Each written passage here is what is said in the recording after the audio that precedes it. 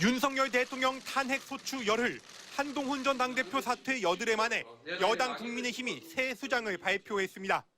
친윤석열계 권영세 의원입니다. 권 지명자는 첫 일성으로 당의 단합과 안정을 꼽았습니다. 가장 중요한 부분이 당의 단합인데 단합이 안 되고 그래서 당의 안정이 안 된 상태에서 어떻게 당을 바꿀 수가 있겠어요. 수도권 5선의 권영세 지명자는 윤 대통령과 같은 검사 출신입니다. 윤 대통령이 정치에 입문하면서 국민의힘 당사를 처음 찾아왔을 당시 입당 원서를 직접 받았고 대선 후보 시절엔 선거대책본부장, 당선인 시절엔 대통령직 인수위 부위원장, 취임 직후엔 초대 통일부 장관으로 윤 대통령 바로 옆에서 손발을 맞췄습니다. 이로써 비대위원장과 원내대표, 여당 쇄신을 이끌어야 할 투톱을 모두 친윤계가 장악하게 됐습니다. 도로 친윤당이 됐다 이런 비판도 나오는데요. 여기 다 친윤 아닌가? 당을 화합하는 데는 적격자라고 이렇게 보고 있습니다. 때문에 계엄과 탄핵, 한동훈 축출을 거치며 당내 극소수로 쪼그라든 비윤석열계에선 중진 의원들을 중심으로 우려 섞인 목소리가 공개적으로 나옵니다. 어떻게 하면 우리가 정말 영남당, 극우당, 그리고 친윤당이 되지 않을 수 있는지.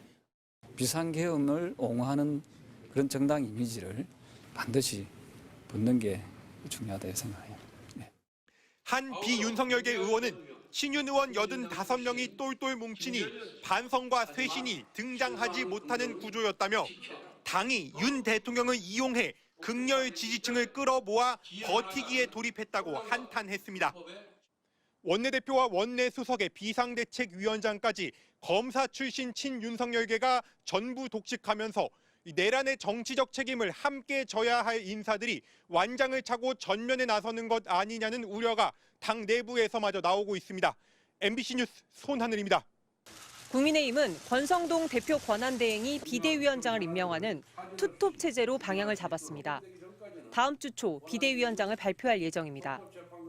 집권 여당의 이런 리더십 공백은 윤석열 정부 2년 8개월 내내 반복됐습니다. 이준석 전 대표는 윤 대통령 취임 2개월 만에 당원권 정지 6개월의 중징계를 받고 대표직을 잃었습니다. 일명 내부 총질 문자 논란이 불거졌습니다.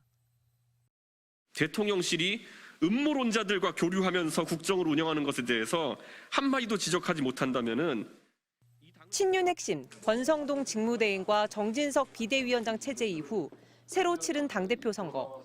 대통령실은 유력 주자였던 안철수 후보를 공개적으로 저격했습니다. 안윤연대라는 표현을 누가 썼습니까? 대통령과 후보가 어떻게 동격이라고. 결국 김기현 전 대표가 친윤계의 압도적인 지지로 당선됐습니다. 국민의힘 성공시대를 만들어갑시다. 윤석열 정부 만세! 하지만 임기를 못 채우고 9개월 만에 물러났습니다. 대통령실이 사퇴를 압박했다는 추측이 끊이지 않았습니다. 작년 12월 총선을 앞두고 비대위원장이 된 한동훈 전 대표.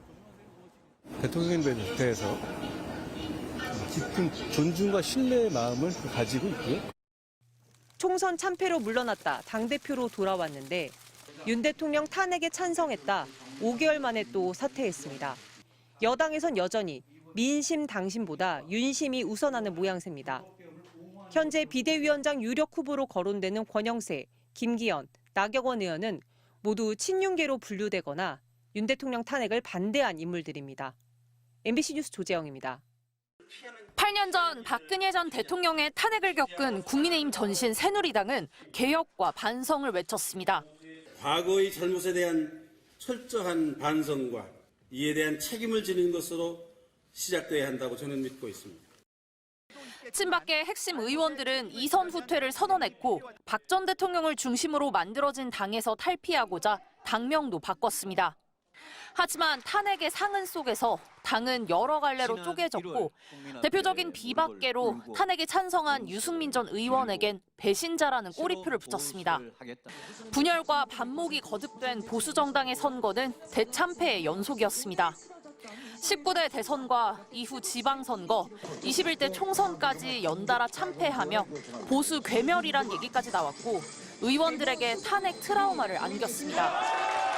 문재인 정부와 대척점에 있던 용병 윤석열 전 검찰총장을 내세워 다시 대권을 잡았지만 국민의힘에서 반성과 쇄신은 없었습니다.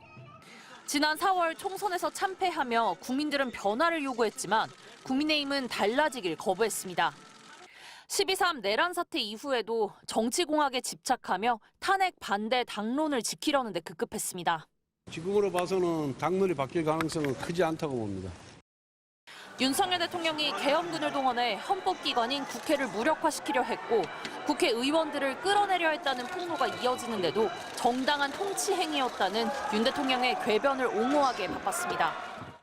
2010년도 대법원 판례에 의하면은 고도의 정치 행위에 대해서는 대통령의 권한을 존중하면서 사법심사를 자제한다. 국민의힘을 해산해야 한다는 국민청원이 28만 명을 돌파하고 추경호 전 원내대표 등이 내란 동조 혐의로 수사를 받게 되는 상황에서 국민의힘이 다시 보수 정당으로 신뢰를 얻을 수 있을지는 의문입니다. MBC 뉴스 구성입니다.